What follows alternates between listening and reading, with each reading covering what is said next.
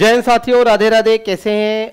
उम्मीद है कि बहुत अच्छे होंगे। जैसा कि आपको पता है, रोज की तरह फिर आपके सामने मैं अनंत भारत हाजिर हूं और आज जो क्वेश्चंस हैं वो बड़े ही स्ट्रांग हैं और बहुत ही जबरदस्त हैं। जैसा कि आपको पता है, शीट नंबर जो है 24 है आपका, ठीक है। यहां पे अगर हम बात करें, कुछ हैंग कर गया बोर्ड,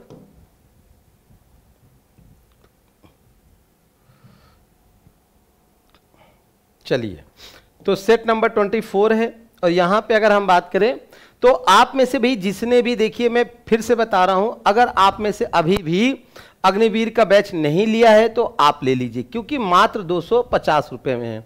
तो इस बैच के साथ जुड़िए और कीजिए तैयारी अपनी शानदार, ठीक है। इसमें जो हमारी क्लास चल रही है 5 बजे चल रही है, तो इस बैच के साथ जुड़िए और फिर अच्छे से आप तैयारी कीजिए। कोई भी समस्या हो तो आप जो है 70 80 10 85 55 पे संपर्क कर सकते हैं। 70 80 10 85 55 पे संपर्क कर सकते हैं। चलिए, पहले क्वेश्चन का जवाब दीजिए भाई। बल आघूर्ण का एसआई मात्रक क्या होता है? तो बताइए भाई क्या होता है, जल्दी से बताना है। आज के जो क्वेश्चंस हैं वो रिवीजन है, फास्ट रिवीजन में है, यानी आज के जो क्वेश्चंस हैं वो सब एक बार आपको कराए गए हैं, यानी कि पहले इनको कराया जा चुका है। तो बताइए भाई, तो क्या होगा? तो बल आघूर्ण का जो एसआई मात्रक है वो न्यूटन मीटर है। क्या है भाई? न्यूटन मीटर है, याद रखेंगे। आगे, भारतीय जीवन बीमा निगम की स्थापना कब हुई? है ना, आपने सुना भी होगा, जीवन के साथ भी जीवन के बाद भी। तो आपको बताना है भारतीय जीवन बीमा निगम की स्थापना कब हुई। तो कब हुई भाई?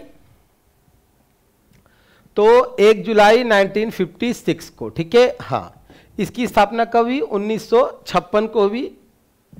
नीति आयोग की स्थापना कब हुई? आपको बताना है नीति आयोग की स्थापना। अब देखो, नीति आयोग जो है आपको अच्छे से पता है कि नीति आयोग का पहले क्या नाम था। तो नीति आयोग को पहले जो कहा जाता था योजना आयोग। क्या कहा जाता था? योजना, क्या हो गया? बोर्ड हैंग कर रहा है, जस्ट वेट। तो नीति आयोग को पहले योजना आयोग कहा जाता था। फिर क्या हुआ, हमारे माननीय प्रधानमंत्री जी आए और उन्होंने कहा कि भाई ये सब हटाओ, एक नया नाम रखते हैं, और उन्होंने योजना आयोग का नाम, जो कि योजना आयोग 15 मार्च 1950 को बना था, चेंज करके क्या कर दिया? नीति आयोग कर दिया। अब इस नीति आयोग का जो गठन है वो 1 जनवरी 2015 को हुआ। कब हुआ? 1 जनवरी 2015 को। दूसरा, अगर हम बात करें तो जो नीति आयोग है या योजना आयोग है, इनके पदेन अध्यक्ष कौन होते हैं भाई? तो इनके पदेन अध्यक्ष जो होते हैं वो हमारे पीएम होते हैं, यानी प्रधानमंत्री जी होते हैं। एक अश्व शक्ति के बराबर है। आपको बताना है एक अश्व शक्ति कितने हॉर्स पावर के बराबर है। 1 horse power is equal to 746, 748, 756, 736। तो कितने के बराबर है भाई? एक अश्व शक्ति। तो यह है आपका 746 वॉट।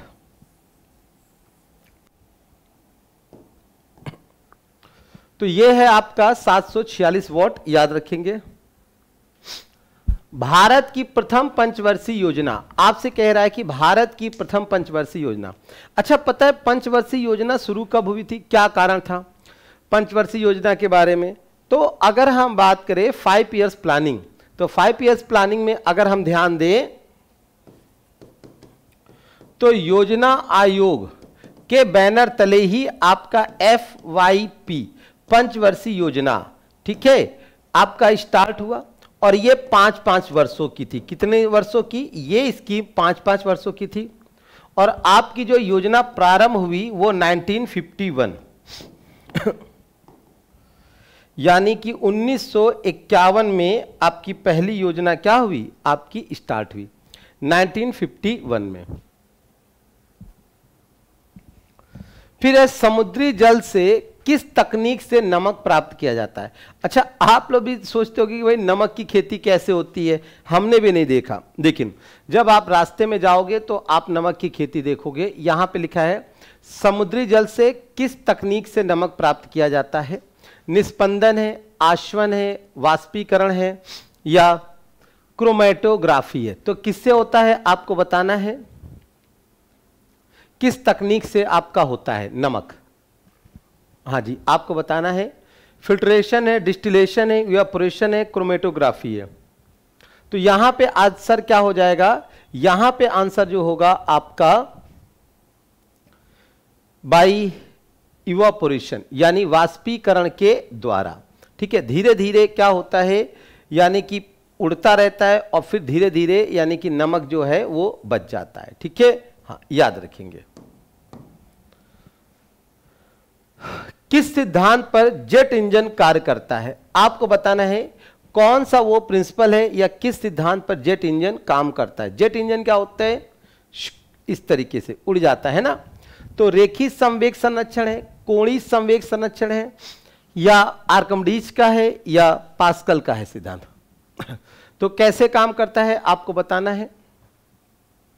रेखीय संवेग संरक्षण, कोणीय संवेग या आर्किमिडीज या पास्कल। तो याद रखिए इसका आंसर हो जाएगा ए। क्या होगा भाई? ए होगा रेखीय संवेग संरक्षण, conservation of linear momentum. Next है 8वां क्वेश्चन है, निम्न में से किस एक को हास्य गैस कहा जाता है? यानी कौन सी एक गैस है जिसे हास्य गैस यानी हंसाने वाली गैस भी कहा गया है, आपको बताना है। मीथेन है, नाइट्रिक ऑक्साइड है या नाइट्रस ऑक्साइड है या ओजोन है? देखो अक्सर आप लोगों ने देखा होगा जो डेंटिस्ट होते हैं यानी कि जो दांतों के डॉक्टर्स होते हैं वो इन गैसों का प्रयोग करते हैं। जो दांतों के डॉक्टर्स होते हैं यानी कि किसका प्रयोग करते हैं? नाइट्रस ऑक्साइड का।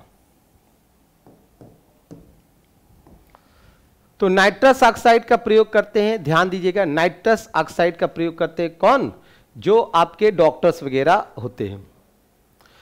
क्वेश्चन नंबर 9 है, ओडिसी नृत्य कहां का है? ओडिसी आपको बताना है, केरल है, मणिपुर है, यूपी है या उड़ीसा है? कहां का है ओडिसी नृत्य?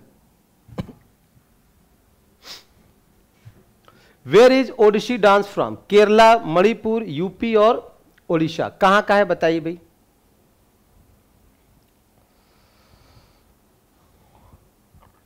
केरल, मणिपुर, यूपी, उड़ीसा। तो 9वें का आंसर जो हो जाएगा वो हो जाएगा उड़ीसा। क्या हो जाएगा? उड़ीसा। क्या होगा? Orissa. Orissa is the right option है, उड़ीसा।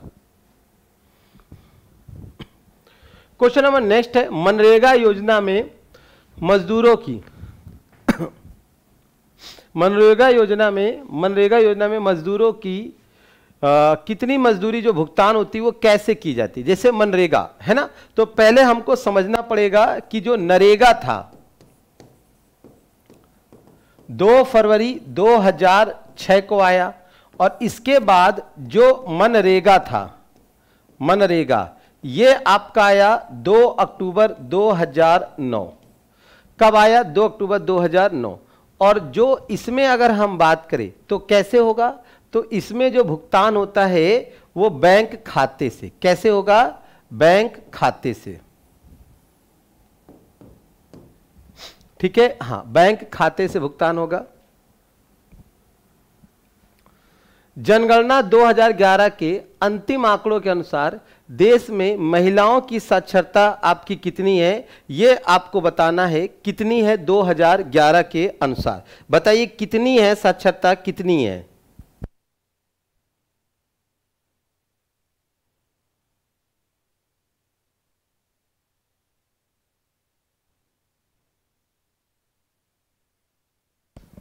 तो यहां पे आपको बताना है कि 2011 के आंकड़ों के अनुसार। तो बताइए भाई जनगणना। अब देखो जनगणना में यदि हम बात करें तो जनगणना में एक होता है नियमित और एक होता है अनियमित, दोनों होता है। तो जैसे नियमित है ये किसके काल में शुरू की गई, और जो अनियमित है, अनियमित अनियमित जो हुई वो लॉर्ड मेयो 1872।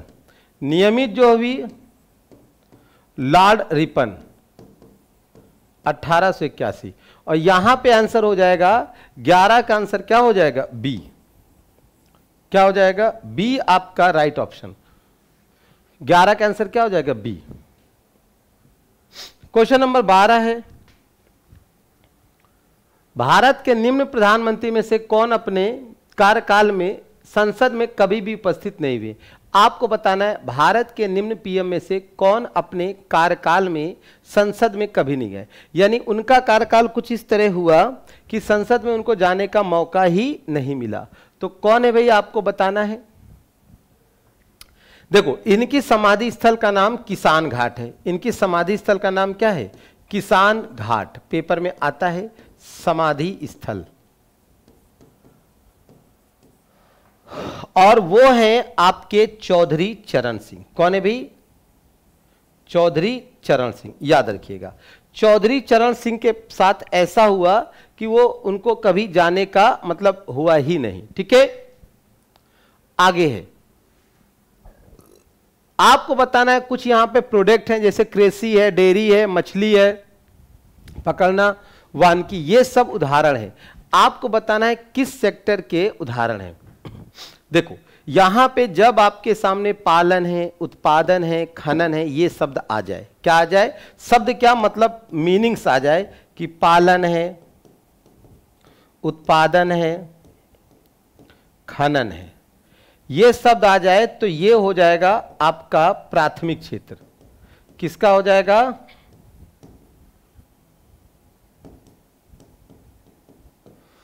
प्राथमिक क्षेत्र। ठीक है, हां, तो ये सब किसकी देन हो जाएगी? ये हो जाएगी सब आपकी प्राइमरी सेक्टर की।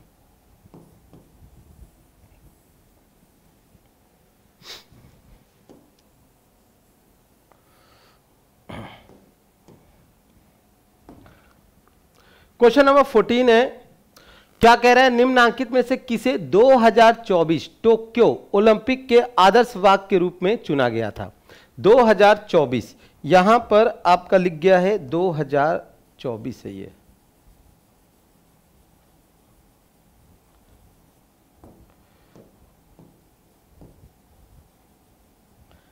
तो जल्दी से बताइए किसे चुना गया था? Games wide open, United by emotions. देखिए, अगर हम बात करें तो 2020 का जो था वो टोक्यो में हुआ था। कहां पे हुआ था? टोक्यो। ठीक, उसका जो था वो था आपका टोक्यो यानी कि जापान। और 2024 का जो था वो ये था गेम्स वाइड ओपन। ठीक है,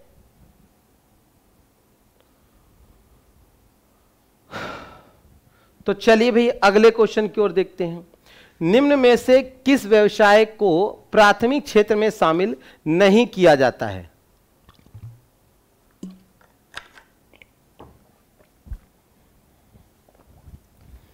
कृषि है, मछली पकड़ना है, खनन है।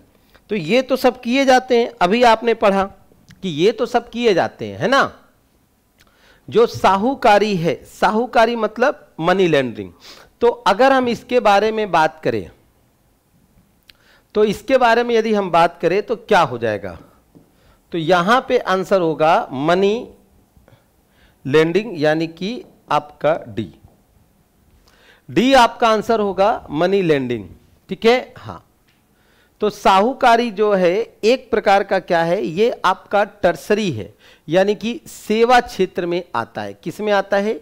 यह आपका सेवा क्षेत्र में आता है। भारतीय मृदा में सामान्यतः किस तत्व की कमी या अभाव पाया जाता है? तो आपको बताना है सामान्यतः किस तत्व का या किसका अभाव पाया जाता है, यह क्वेश्चन आपको बताना है।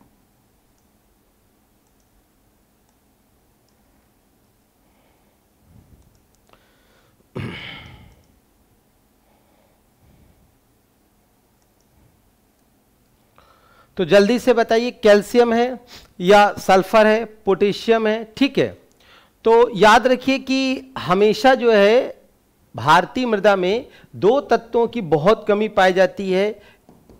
एक तो हो गया आपका नाइट्रोजन और दूसरा क्या हो गया, फास्फोरस, यानी नाइट्रोजन प्लस फास्फोरस, इन दोनों की कमी बहुत पाई जाती। ठीक है, तो इस ऑप्शन में चूंकि नाइट्रोजन दे रखा है तो सही आंसर क्या होगा, नाइट्रोजन होगा। ठीक है, और अगर पूछा जाए इन दोनों के अलावा भी अगर कोई है जिसकी कमी पाई जाती है तो वो है आपका ह्यूमस। ठीक है, प्लस ह्यूमस की भी।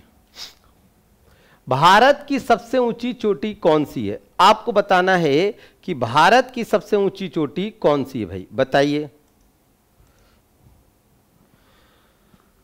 तो देखो सबसे ऊंची चोटी जो है वो 85-86 है, 85-86 कहते हैं, तो कंचनजंगा है, 85 और 86। ठीक, तो वो कौन है आपका, कंचनजंगा।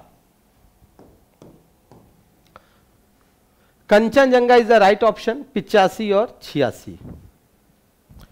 आगे आपसे कह रहा है गदर आंदोलन की स्थापना किसने की थी, तो गदर आंदोलन की स्थापना किसने की थी आपको बताना है। लाला हंसराज है, लाला हरदयाल है, या सोहन सिंह भाकना है, अजीत सिंह है, किसने की थी आपको बताना है गदर आंदोलन की स्थापना। 1913 में, 1913 में सैन फ्रांसिस्को, कहां पे भी थी, सैन फ्रांसिस्को कहां पड़ता है,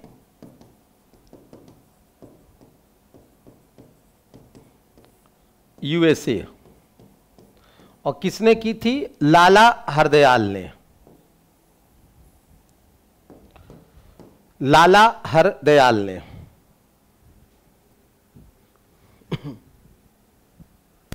कौन भारतीय क्रांति की मां कहलाती है, भारतीय क्रांति की मां किसे कहा गया है, यह प्रश्न आपके स्क्रीन पर है। एनी बेसेंट है, सरोजिनी नायडू है, रमाबाई है, भीकाजी रुस्तम कामा है। देखो एनी बेसेंट भी पेपर में और सरोजिनी नायडू भी पेपर में आता है, क्यों आता है जरा ध्यान दो। सरोजिनी नायडू भारत की पहली राज्यपाल, भारत की पहली राज्यपाल, और भारत ही नहीं ये किसकी, यूपी की भी थी। एनी बेसेंट पहली कांग्रेस अध्यक्ष, पहली कांग्रेस महिला अध्यक्ष, और यहां आंसर जो हो जाएगा वो हो जाएगा भीकाजी कामा रुस्तम, भीकाजी रुस्तम कामा। ठीक है, चलो कह रहा है निम्न में से किस खाद्य फसल में प्रोटीन की मात्रा सबसे अधिक होती है, भाई कौन सी फसल है जिसमें आपकी सबसे ज्यादा प्रोटीन की मात्रा पाई जाती है। कशावा है, सोयाबीन है, गेहूं है, मक्का है। तो अक्सर आप लोग सुनते होंगे भाई सोयाबीन खाया क्या है ना, सोयाबीन आप लोगों ने नाम कई बार सुना होगा, है ना। तो है क्या, सोयाबीन में प्रोटीन भाई बहुत होता है, सोयाबीन में प्रोटीन जो है वो कुछ ज्यादा ही होता है। ठीक है, इसीलिए आप पहले नहीं देखते थे लेकिन अब आप लोग देखते होंगे सोया चाप, सोया बड़ी, सोया वेज, सोया मतलब यानी क्या कहते हैं बिरयानी, है ना, ये सब आपको देखने को मिलता है। केटू पर्वत किन दो देशों की सीमा पर स्थित है, भाई आपको बताना है केटू पर्वत किन दो देशों की सीमा पर स्थित है। केटू पर्वत की अगर हम ऊंचाई कहें तो इसकी जो ऊंचाई है केटू की वो आपकी कितनी है, तो वो आपकी 8611 है, कितनी है, 8611 मीटर। और ये आपका जो स्थित है कहां पे बताइए,